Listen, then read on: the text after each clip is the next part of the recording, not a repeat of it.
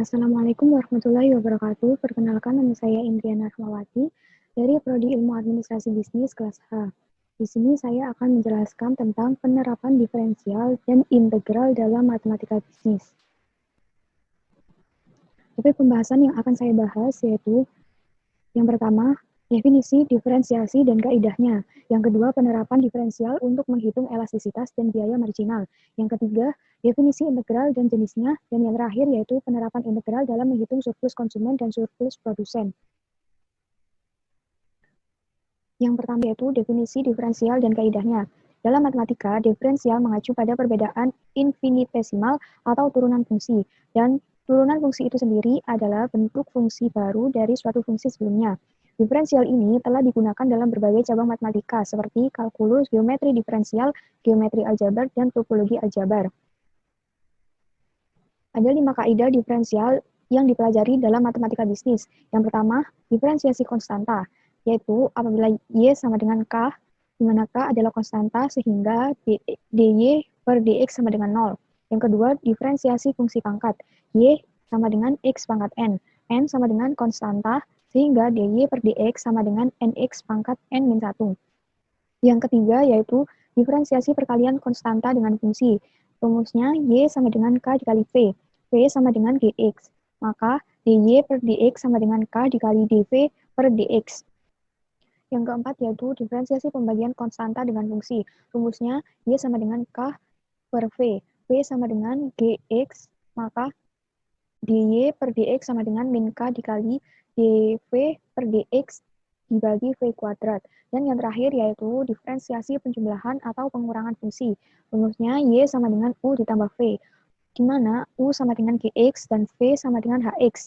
Maka diperoleh rumus dy per dx sama dengan du per dx ditambah dv per dx. Selanjutnya yaitu penerapan diferensial untuk menghitung elastisitas dan biaya marginal. Elastisitas permintaan sama dengan jumlah barang yang diminta dibagi jumlah perubahan harga dikali harga awal dibagi jumlah barang yang diminta. Atau elastisitas permintaan sama dengan presentase jumlah permintaan dibagi presentase jumlah perubahan harga. Berikut contoh soal diferensial untuk menghitung elastisitas. Soal yang pertama, apabila suatu fungsi permintaan akan suatu barang ditunjukkan oleh persamaan QD sama dengan 30 dikurangi 3P kuadrat, maka tentukan elastisitas permintaannya pada tingkat harga P sama dengan 5. Rumusnya yaitu QD sama dengan 30 min 3P kuadrat. QD aksen sama dengan min 6P kuadrat. Maka ND sama dengan DQD per DP dikali P dikurangi QD. Sama dengan min 6P dikali P dikurangi 30 min 3P kuadrat. Sama dengan min 6 dikali 5 dikali 5 per 30 dikurangi 3 dikali 5 pangkat 2. Sama dengan min 30 dikurangi 0,11, hasilnya yaitu 3,33. Karena hasil elastisitasnya adalah 3,3, maka termasuk elastis. Selanjutnya, contoh diferensial untuk menghitung biaya marginal. Jika diketahui biaya C sama dengan Q pangkat 3 dikurangi 6Q pangkat 2 ditambah 8Q ditambah 8, tentukan fungsi MC, nilai MC, dan nilai C-nya. MC sama dengan C aksen, yaitu 3Q kuadrat dikurangi 12Q ditambah 8. MC aksen sama dengan C aksen, yaitu 6Q min 12. MC minimum apabila MC aksen sama dengan 0 dan MC turunan kedua sama dengan 0. Jika MC turunan kedua sama dengan 0, maka 6Q min 12 sama dengan 0, 6Q sama dengan 12, dan Q sama dengan 2. Setelah memperoleh nilai Q sama dengan 2, maka tinggal dimasukkan ke persamaan MC-nya, yaitu 3 dikali 2 pangkat 2 dikurangi 12 dikali 2 ditambah 8, sama dengan 12 dikurangi 24 ditambah 8, sama dengan 4. Dan C-nya sama dengan Q pangkat 3 dikurangi 6Q pangkat 2 ditambah 8Q ditambah 8. Dimasukkan nilai MC-nya, yaitu 4 pangkat 3 dikurangi min 6 dikali 4 pangkat 2 ditambah 8. Sama dengan 64 dikurangi 96 ditambah 8, dan hasilnya 40. Yang ketiga yaitu integral. Integral adalah kebalikan dari diferensial, di mana diferensial akan menurunkan suatu fungsi, dan integral akan mengembalikan fungsi yang telah diturunkan menjadi fungsi sebelumnya. Integral terdiri dari dua jenis, yaitu yang pertama integral tak tentu, yaitu integral yang menjadi kebalikan dari turunan. Rumus umumnya yaitu fx atau fungsi x kali dx atau diferensial sama dengan fx.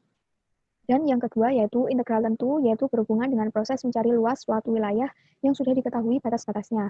Rumus umumnya yaitu seperti yang ada di dalam PPT. Berikut contoh penerapan integral untuk menghitung surplus konsumen. Surplus konsumen adalah suatu keuntungan yang dapat dinikmati oleh konsumen sebagai dampak dari perubahan tingkat harga terhadap suatu barang. Contoh soalnya, hitunglah surplus konsumen untuk fungsi permintaan Q sama dengan 40 dikurangi 2P yang tingkat harga pasarnya sama dengan 10. Penyelesaiannya yaitu Q sama dengan 40 dikurangi 2P. Kemudian 2P dipindah ruas menjadi 2P sama dengan 40 min Q. P sama dengan 40 min Q per 2, P sama dengan 20 dikurangi 0,5 Q. Kemudian dimisalkan, apabila P sama dengan 0, maka P sama dengan 20 min 0,5 Q. P sama dengan 0, maka sama dengan 20 min 0,5 Q, dan 0,5 Q-nya dipindah ruas sama dengan 20. Q sama dengan 20 dibagi 0,5 dan hasilnya 40. Kemudian dimisalkan apabila Q sama dengan 0, maka P-nya sama dengan 20 min 0,5 Q. Sehingga P sama dengan 20 min 0,5 dikalikan 0, dan P-nya sama dengan 20. Kemudian menggunakan rumus berikut, sehingga menghasilkan surplus konsumennya sebesar 100, dan jika digambarkan menjadi grafik, maka surplus konsumen tersebut merupakan daerah yang diarsir.